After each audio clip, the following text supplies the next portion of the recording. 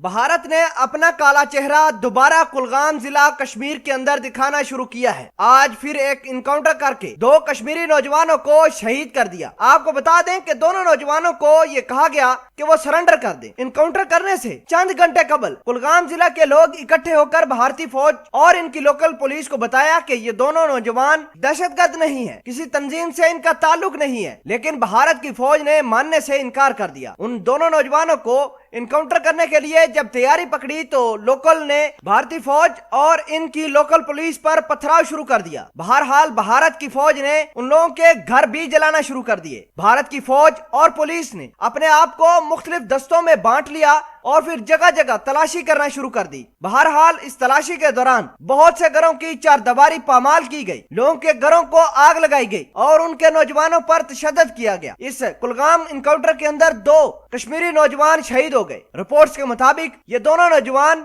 کلگام ضلع کے رہائشی تھے اور بھارت کی فوج کے مطابق یہ دونوں نوجوان جیش محمد اور حزب المجاہدین کے دہشت گرد تھے۔ ناظرین گرامی، اس کے علاوہ بھارت نے پاکستان کے اوپر ایک اور الزام لگایا ہے کہ ISI لگاتار کلگام ضلع اور کشمیر کے دیگر علاقوں کا امن تباہ کرنے کے لیے حزب المجاہدین اور جیش محمد کے لوگوں کو استعمال کر رہی ہے۔ بہرحال آپ کو یہ بتا دیں کہ بھارت نے ایک لسٹ بنائی ہے، اس لسٹ کے اندر ان نوجوانوں کا نام شامل کیا گیا ہے جو کشمیری موومنٹ کو چلاتے ہیں، جو کشمیر کو لیڈ کرتے ہیں، جو اپنی آواز کو بلند کرتے ہیں۔ بھارت ان نام نہاد انکاؤنٹر کر کے ان نوجوانوں کو لسٹ کے مطابق ختم کرتی ہوئی جا رہی ہے۔ آپ کو یہ بھی بتا دیں کہ بھارت نے الزام لگایا ہے ISI کے اوپر کہ ISI حزب المجاہدین کو استعمال کرتی ہے بھارت کے خلاف، اور پاکستان کے اندرونی معاملات کے ساتھ کھیلنے کے لیے بھارت نے اپنا آخری پتہ بھی چل دیا ہے۔ بھارت کی راہ نے اپنے لوگوں کو خوش کرنے کے لیے ایک کمپین چلائی ہے۔ اس کمپین کے اندر پاکستان کی ISI کے خلاف الزام لگانا اور اپنے لوگوں کو بھڑکانا کہ ISI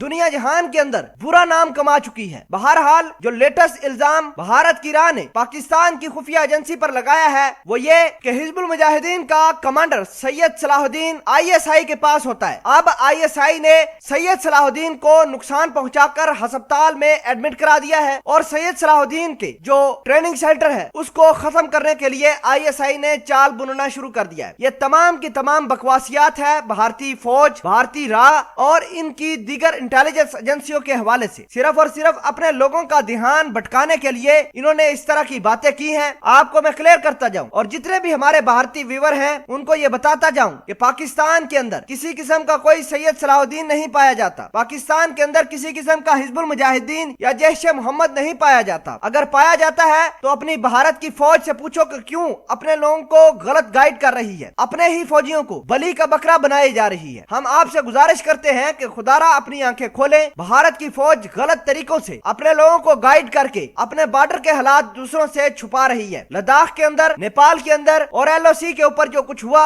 بھارت اس کا دھیان ہٹانے کے لیے پاکستان کی ISI کے حوالے سے غلط باتیں پھیلا رہی ہے۔ لیکن ایک بات طے ہے کہ کشمیر کے اندر ظلم ہو رہا ہے، کشمیر کے لوگوں کے ساتھ غلط طریقے سے بھارت برتاؤ کر رہا ہے، وہ برداشت نہیں کیا جائے گا۔ یہ جتنے بھی آرگنائزیشن جیش محمد یا لشکر طیبہ کی ہیں، یہ کشمیری نوجوانوں نے خود بنائی ہے، وہ بھی بھارت کو مارنے کے لیے۔ اگر آپ بھارت والے ظلم کرو گے، کشمیری نوجوانوں کو نقصان پہنچاؤ گے، غلط طریقوں سے ان کا انکاؤنٹر کرو گے تو یہ لوگ اور آرگنائزیشن بنائیں گے اور بھارتیوں کو کشمیر سے انشاءاللہ نکال کر ہی رہیں گے۔